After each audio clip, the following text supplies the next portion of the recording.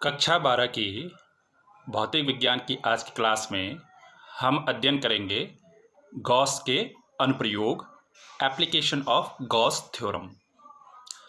इससे पहले की कक्षा में हमने गॉस प्रमेय के बारे में जाना। गॉस प्रमेय क्या होता है, गॉसियन पृष्ठ क्या होता है और गॉस प्रमेय को किस प्रकार प्राप्त किया जाता है, उसके व्यंजक को हमने प्राप्त किया था फाई ई बराबर क्यू अपॉन एप्सिलॉन जीरो। अब जो गॉस की प्रमेय हमने पढ़ी थी पिछली क्लासेस में, उसका अनुप्रयोग किस प्रकार से ये अप्लाई होगा, ये गॉस प्रमेय विभिन्न स्थितियों में विभिन्न तरीके से, तो उसका अध्ययन हमने आज की कक्षा में करना है। तो आज हम अध्ययन कर रहे हैं गॉस प्रमेय के अनुप्रयोग अर्थात application of Gauss theorem. Apply करना है हमने गॉस थ्योरम को। तो चलिए देखते हैं। तो गॉस के प्रमेय के अनुप्रयोग में जो पहला अनुप्रयोग है वो है यहाँ पर गॉस प्रमेय से कूलाम का नियम का सत्यापन करना है हमने। गॉस प्रमेय से कूलाम का नियम निकालना है। आप जानते हैं कूलाम का नियम क्या होता है, F बराबर 1/4 epsilon zero Q1 Q2 upon R square. ऐसा भी लिख सकते हैं या ऐसा भी लिख सकते हैं इसको, F बराबर 1/4 एप्सिलॉन जीरो Q1 की जगह Q, अगर पहला आवेश Q1 हम Q की जगह हमारा Q1 की जगह क्या है Q है, और Q2 दूसरा आवेश है, कोई परीक्षण धन आवेश है Q0 बटा R स्क्वायर। ऐसा भी लिख सकते हैं। तो हम इस वाले को सिद्ध करेंगे। यहाँ पर ये दोनों एक ही चीज़ है। यहाँ पर Q1 का मान Q है और Q2 का मान Q0 है। तो ये कूलाम का नियम F बराबर 1/4 epsilon zero Q0 upon R square, ये सत्यापित करना है। इस फॉर्मूले को लाना है हमने। ये कूलाम का नियम है। और दूसरा भी इसी तरह से ज्ञात होगा, गॉस के प्रमेय द्वारा किसी बिंदु आवेश के कारण वैद्युत क्षेत्र की तीव्रता। हम जानते हैं किसी बिंदु आवेश के कारण वैद्युत क्षेत्र की तीव्रता कितनी होती है, 1/4 एप्सिलॉन जीरो और Q अपॉन R स्क्वायर। अगर मान लीजिए R दूरी पर कोई बिंदु है, इस Q आवेश से R दूरी पर कोई बिंदु है, तो वहाँ पर हमने क्या निकालना है, वैद्युत क्षेत्र की तीव्रता निकालनी। तो इन दोनों के लिए एक ही तरीका है किस तरह से हम गॉस का प्रमेय अप्लाई करेंगे। तो गॉस के प्रमेय से कूलाम के नियम को निकालना है, चाहे गॉस के प्रमेय से किसी बिंदु आवेश के कारण वैद्युत क्षेत्र की तीव्रता ज्ञात करनी है। दोनों के लिए एक ही तरीका है। तो वो हम यहाँ पर देखते हैं कैसे निकालेंगे। तो सबसे पहले हमने एक आवेश ले लिया, ये बिंदु O पर। यहाँ पर आप देख रहे हैं ये बिंदु O है, और इस बिंदु O पर एक प्लस Q आवेश, एक धनात्मक आवेश Q ले लिया हमने। ठीक है, क्या लिया हमने, एक बिंदु लिया हमने O और वहाँ पर एक धनावेश ले लिया प्लस Q। अब जो ये प्लस Q आवेश हमने O बिंदु पर लिया, इससे ये R दूरी पर एक बिंदु P लिया। इससे R दूरी पर आप देख रहे होंगे यहाँ से यहाँ तक की दूरी ये R है, O से लेकर P तक ये O बिंदु है और ये P बिंदु है। यहाँ पर ये P बिंदु है, यहाँ पर ठीक, यहाँ पर ये P बिंदु है और ये O बिंदु है। यहाँ पर ये इसका सेंटर जो है आप देख रहे होंगे, यहाँ पर ये जो है ये O बिंदु है और ये P बिंदु है। यहाँ पर ये ठीक यहाँ पर है। तो इन दोनों बिंदुओं के बीच, इस O बिंदु और इस P बिंदु के बीच की दूरी कितनी है, R है। R दूरी पर, यानी इस धनावेश से प्लस Q आवेश जो बिंदु O पर स्थित है, उससे R दूरी पर एक बिंदु कौन स्थित है, P स्थित है, जहां पर हमने वैद्युत क्षेत्र की तीव्रता निकालनी है। बात समझ में आ रही होगी आपकी, जो ऊपर है कि प्लस Q आवेश जो बिंदु O पर है, उससे R दूरी पर एक बिंदु P है, जहां पर हमने वैद्युत क्षेत्र की तीव्रता निकालनी है या कूलाम का नियम निकालना है। कूलाम का नियम हमने ज्ञात करना है, का सत्यापन करना है। तो अगर हमारे पास एक धनावेश है बिंदु O पर और उससे R दूरी पर एक बिंदु P है, जहाँ पर वैद्युत क्षेत्र की तीव्रता ज्ञात करनी है, तो सर्वप्रथम हम इस बिंदु P से, जो ये बिंदु P है, जो यहाँ पर ये बिंदु P है हमारा, इस बिंदु P से होकर एक हमने ये हरे रंग का गॉसियन पृष्ठ खींच दिया, गॉसियन बंद पृष्ठ। ये हरे रंग का देख रहे होंगे आप, ये वाला जो पृष्ठ है, ये एक गॉसियन पृष्ठ खींचा। क्या था हमारे पास, बिंदु O पर प्लस Q धनावेश था, उससे R दूरी पर एक बिंदु P था, तो इस बिंदु P से होकर हमने ये गॉसियन पृष्ठ खींच दिया। ये जो आपको हरे रंग का ये गॉसियन पृष्ठ दिखाई दे रहा है, ठीक है ना, किसके चारों ओर, इस Q आवेश के चारों ओर। यानी ये गॉसियन पृष्ठ किसको घेरे हुए है, इस Q आवेश को घेरे हुए है। जो ये Q आवेश बिंदु O पर है, उसको इस गॉसियन पृष्ठ ने घेर दिया है। उसके चारों ओर है। और ये गॉसियन पृष्ठ कैसा होगा, जब बिंदु आवेश हमारे पास होता है तो हमेशा याद रखना है कि गॉसियन पृष्ठ कैसा होगा, एक गोला होगा, फुटबॉल की आकृति का है। ये जो हरे रंग का जो हम बना रहे हैं यहाँ पर, ये हरे रंग का जो आपको गॉसियन पृष्ठ दिख रहा है, एक गोला है, फुटबॉल की आकृति का है। और इसने इसके अंदर, उस फुटबॉल के अंदर कौन सा आवेश है, उसने किसको घेरा हुआ है, इस क्यू आवेश को घेरा हुआ है। बात समझ में आ रही है? फिर से एक बार आप देख लीजिए क्या है। हमारे पास O बिंदु पर A प्लस क्यू आवेश है, एक धनात्मक आवेश है। उससे R दूरी पर ये बिंदु P है, यहाँ पर बिंदु P है। अब इस बिंदु P पर हमने वैद्युत क्षेत्र की तीव्रता निकालनी है गॉस प्रमेय से। तो सबसे पहले हमने ये गॉसियन पृष्ठ खींच दिया, ये जो चारों ओर ये हरे रंग का जो पृष्ठ है, एक गोला खींच दिया, बिंदु P से होकर जो जाएगा, गॉसियन पृष्ठ खींचा। ठीक है, तो अब हमने क्या करना है, इस गॉसियन पृष्ठ जो लिया है, जो फुटबॉल की आकृति का लिया, उस पर एक छोटा सा भाग ले लिया हमने, ये ds भाग ले लिया। आप देख रहे हैं शेडेड भाग जो है, ये छोटा सा भाग जो यहाँ पर दिखाई दे रहा होगा आपको, ये छोटा भाग जो है बिंदु P के निकट, ये छोटा भाग हमने ले लिया, ये छोटा सा भाग शेडेड भाग जो दिखाई दे रहा है। और इसका क्षेत्रफल कितना है, इस भाग का क्षेत्रफल कितना है, ds है इस भाग का क्षेत्रफल। ये जो शेडेड भाग है, ये जो अंदर भाग आप देख रहे हैं, इस भाग का क्षेत्रफल कितना है, ds। तो इस सदिश, इस क्षेत्रफल का जो सदिश क्षेत्रफल होगा वो किससे प्रदर्शित होगा, ds वेक्टर से प्रदर्शित होगा। और उसकी डायरेक्शन कहाँ होगी, ये बाहर की ओर होगी। ये दिखाई दे रहा है आपको, यहाँ पे तीर का निशान दिखाई दे रहा होगा।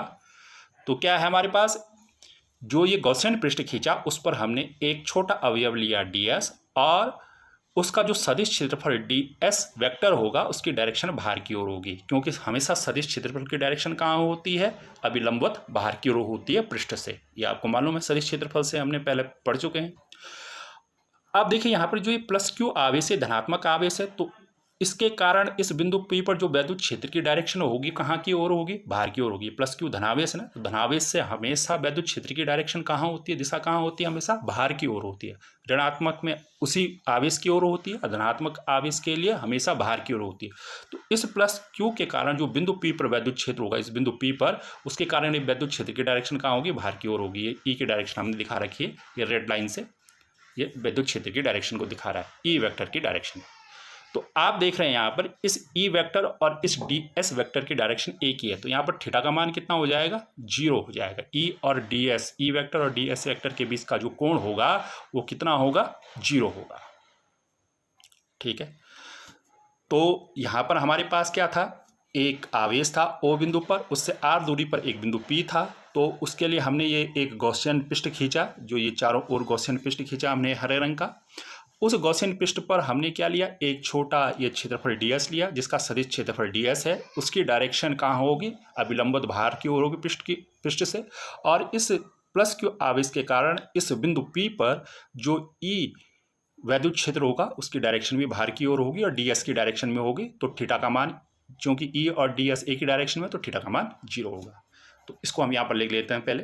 ये किसी बिंदु P पर, ये बिंदु P जो हमने बनाया यहाँ पर, ये बिंदु P है। बिंदु P पर ये R त्रिज्या का एक गोलीय गॉसियन पृष्ठ खींचा। कैसे आया, ये गोला, फुटबॉल की आकृति गोल। इस बिंदु P पर हमने सबसे पहले क्या खींचा है, गॉसियन पृष्ठ खींचा, क्योंकि बिंदु P पर हमने वैद्युत क्षेत्र की तीव्रता निकालनी, तो वहां पर हमने एक गॉसियन पृष्ठ खींचा। कैसा, गोलीय खींचा। क्यों, क्योंकि यहाँ पर बिंदु आवेश है। तो इस गॉसियन पृष्ठ से आप देखो, इस गॉसियन पृष्ठ से, अब ये गॉसियन पृष्ठ जो है, इस गॉसियन पृष्ठ से होकर जाने वाला या इससे बद्ध जो है, होकर जाने वाला या बद्ध वैद्युत फ्लक्स कितना होगा, इस पूरे गॉसियन पृष्ठ से फाई ई, और एक क्लोज इंटीग्रल कर देंगे किसका, ये छोटा जो क्षेत्र है इससे होकर जाने वाला वैद्युत फ्लक्स कितना होता है, डायरेक्ट हम लिख रहे हैं यहाँ पर, पहले हम पढ़ चुके, E vector dot ds vector. Phi E हमने पढ़ा है वैद्युत फ्लक्स में कि फाई ई बराबर क्या होता है, क्लोज इंटीग्रल ई वेक्टर डॉट ds वेक्टर। तो इस पूरा जो ये हरे रंग का जो गोला है, पूरी फुटबॉल समझ लीजिए, पूरे गोले से होकर जाने वाला कुल वैद्युत फ्लक्स कितना होगा, फाई ई बराबर क्लोज्ड इंटीग्रल ई वेक्टर डॉट dx वेक्टर। ये क्लोज इंटीग्रल को प्रदर्शित कर रहा है वैद्युत फ्लक्स की परिभाषा से, ये आ गया फाई ई बराबर इतना। तो ई वेक्टर डॉट ds वेक्टर कितना हो जाएगा, ई ds cos थीटा। ई वेक्टर डॉट ds वेक्टर कितना हो जाएगा, ई ds cos थीटा। आप जानते हैं दो वेक्टर राशियां हैं, उनका डॉट प्रोडक्ट, अगर ए और बी दो वेक्टर राशि हैं, ए वेक्टर डॉट बी वेक्टर कितना हो जाएगा, ए बी cos थीटा। तो वैसे यहाँ पर हो गया ई ds cos थीटा। अब हमने कहा ये ई वेक्टर और ds वेक्टर एक ही डायरेक्शन में, तो यहाँ पर थीटा का मान कितना हो गया, 0। तो यहाँ पर ये थीटा का मान क्या रख देंगे, 0 रख दिया, थीटा का मान 0 रख दिया, थीटा की जगह 0 आ गया। ठीक है, तो ये आ जाएगा next step close integral EDS। और cos 0 का मान कितना होता है 1, cos 0 का मान होता है cos 0 बराबर होता है 1। तो इस cos 0 की जगह हमने कितना रख दिया यहाँ पर 1 रख दिया, ये cos 0 का मान। तो इसका गुणा 1 का गुणा इससे होगा क्लोज इंटीग्रल EDS से होगा, तो अगेन क्लोज इंटीग्रल EDS आ जाएगा। और इसमें ई बाहर निकाल लेंगे आप, क्यों, क्योंकि ई का मान क्या है कांस्टेंट है, तो ई बाहर आ गया, तो यहाँ आ गया क्लोज इंटीग्रल DS। अब देखो ये क्लोज इंटीग्रल DS क्या है, क्लोज इंटीग्रल DS यानी इस छोटे खंड, ये जो DS है, ये DS खंड का है, गोले पर है, तो उसका इंटीग्रेशन कर रहे हैं, तो पूरे गोले का क्षेत्रफल DS तो इस छोटे खंड का क्षेत्रफल है, इस छोटे से खंड का क्षेत्रफल है, जो ये छोटा खंड ले रखा हमने उसका क्षेत्रफल है। और क्लोज इंटीग्रल DS अगर हम करेंगे तो किसका क्षेत्रफल आ जाएगा, कहाँ है ये गोले पर, तो पूरे गोले का क्षेत्रफल। पूरे गोले का क्षेत्रफल आप जानते हैं कितना होता है, पूरे गोले का क्षेत्रफल 4πr², ये लिखा है हमने पूरे गोले के लिए क्लोज इंटीग्रल DS यानी पूरे गोले का क्षेत्रफल कितना होता है 4πr²। तो इस क्लोज इंटीग्रल DS की जगह हमने क्या रख दिया, इस क्लोज इंटीग्रल DS की जगह रख दिया 4πr²। तो फाई ई बराबर कितना हो जाएगा, ये ई और ये ब्रैकेट में लिख दिया हमने 4πr², ये समीकरण नंबर 1 हो गई। तो इस पूरे गोले, जो फुटबॉल की आकृति का हम बोल रहे हैं गोला, उससे होकर जाने वाला कुल वैद्युत फ्लक्स फाई ई बराबर कितना हो जाएगा, ई गुणा 4πr², ये हमने निकाला, इस समीकरण नंबर 1 हो गई। इसको पुनः मैं आगे लिख देता हूँ, ये मैंने आगे लिख दिया यहाँ पर, उसी को जो पीछे लिखा था मैंने, फाई ई बराबर ई गुणा 4πr², समीकरण नंबर 1।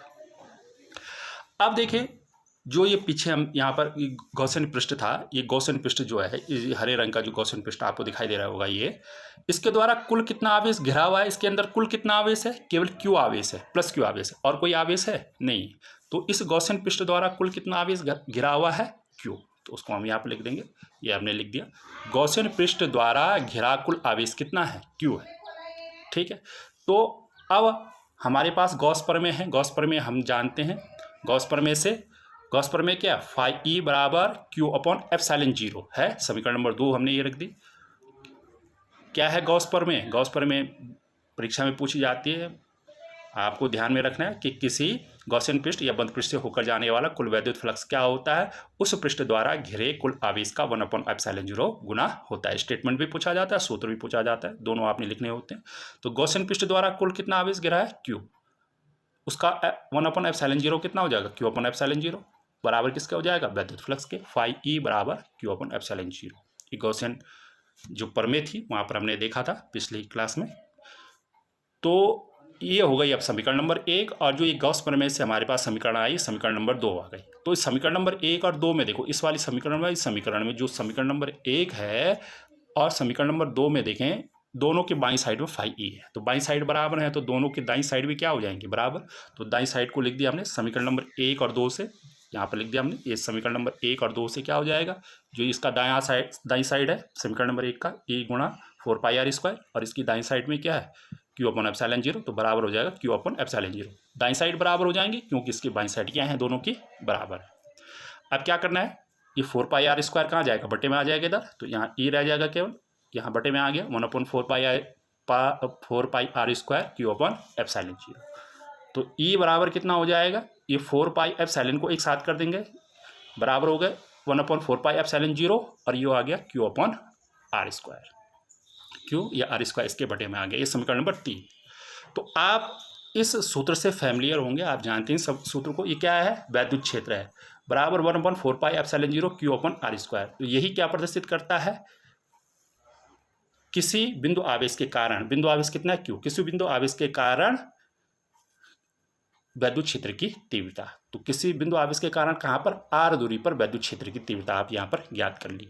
जो आपका पहला पार्ट था यहाँ पर, ये गॉस प्रमेय द्वारा किसी बिंदु आवेश के कारण वैद्युत क्षेत्र की तीव्रता, इस प्लस Q आवेश के कारण कहाँ पर निकाली आपने, इस बिंदु P पर वैद्युत क्षेत्र की तीव्रता कितनी दूरी पर है, वो बिंदु कितनी दूरी पर है, r दूरी पर है। इस r दूरी पर ये बिंदु P है, यहाँ पर यह इस प्लस Q आवेश यानी O बिंदु से कितनी दूरी पर है, बिंदु R दूरी पर। तो यहाँ पर बिंदु P पर आपने इस प्लस Q आवेश के कारण वैद्युत क्षेत्र की तीव्रता निकाल दी। कितनी आई हो, ये आप पहले भी निकाल चुके हैं, यहाँ पर आपने गॉस के प्रमेय से निकाली, E बराबर 1/4πε0 Q/r²। तो अगर ये पूछा जाएगा कि गॉस के प्रमेय से किसी बिंदु आवेश के कारण वैद्युत क्षेत्र की तीव्रता निकालनी है, तो आपने ये समीकरण नंबर 3 तक करना है। ठीक है, यहाँ तक आप इसको करेंगे। किंतु अगर आपसे पूछा जाए ये दूसरा वाला कि गॉस से कूलाम के नियम की स्थापना करनी है, तो इतना तो करना ही है यहाँ तक, जहाँ तक ई निकाला हमने ये समीकरण नंबर 3 तक। अब इसमें एक चीज़ और इसके आगे करनी है आपने कि जहाँ पर ये बिंदु P है, ये बिंदु P है, यहाँ पर आपने एक आवेश ले लेना है, ये Q0, ये Q0 परीक्षण धनावेश Q0 ले लिया। यहाँ पर लिखा भी हमने, ये Q0 लिखा है यहाँ पर, Q0 आपने परीक्षण धनावेश लेना है। ये Q0 परीक्षण धनावेश कहाँ पर? इस बिंदु P पर। क्या निकालने के लिए? गॉस के प्रमेय से कूलाम का नियम को सत्यापित करने के लिए। ई तक अभी तो समीकरण नंबर 3 तक तो आपने किया। अब इस बिंदु P पर क्या ले लेंगे आप? एक परीक्षण धनावेश ले लेंगे Q0। कहाँ पर है? Q0 है, P पर है। Q कहाँ पर है? O पर है। Q O पर है और Q0 अब P पर है। ठीक है, तो अब देखते हैं यहाँ पर इस Q आवेश के कारण बिंदु P पर, जो बिंदु P पर आपने Q0 आवेश रखा, उस पर लगने वाला वैद्युत बल।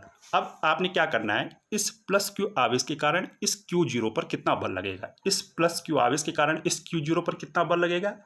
F बराबर कितना लगेगा? E जो वैद्युत क्षेत्र है, और गुणा कितना आता है? F गुणा Q0। जितना वो परीक्षण, जितना आवेश वहां पर रखा है, जहां पर वैद्युत क्षेत्र आपने निकाला है, कहां पर निकाला आपने? बिंदु P पर। तो उस बिंदु P पर कितना आवेश है? Q0 परीक्षण धनावेश है। तो वो जो वैद्युत क्षेत्र है वहां पर E, और जो उस परीक्षण धनावेश का परिमाण है Q0, उन दोनों का गुणा कितना होता है? F। E की परिभाषा से आप जानते हैं, वैद्युत क्षेत्र की परिभाषा से F अपॉन Q0 होता है। तो ये Q0 यहाँ चला जाएगा, E के साथ गुणा हो जाएगा, तो F बराबर कितना हो जाएगा? E गुणा Q0, जहाँ Q0 क्या है? परीक्षण धनावेश होता है। तो यहाँ पर हमने क्या किया है, इस Q0 को इस बिंदु P पर रखा है। तो अब यहाँ पर क्या हो जाएगा, इस प्लस Q आवेश के कारण इस बिंदु P पर जो Q0 आवेश रखा है, Q0 परीक्षण धनावेश रखा है, उस पर लगने वाला बल कितना होगा? F बराबर E गुणा Q0। कहाँ से आया ये?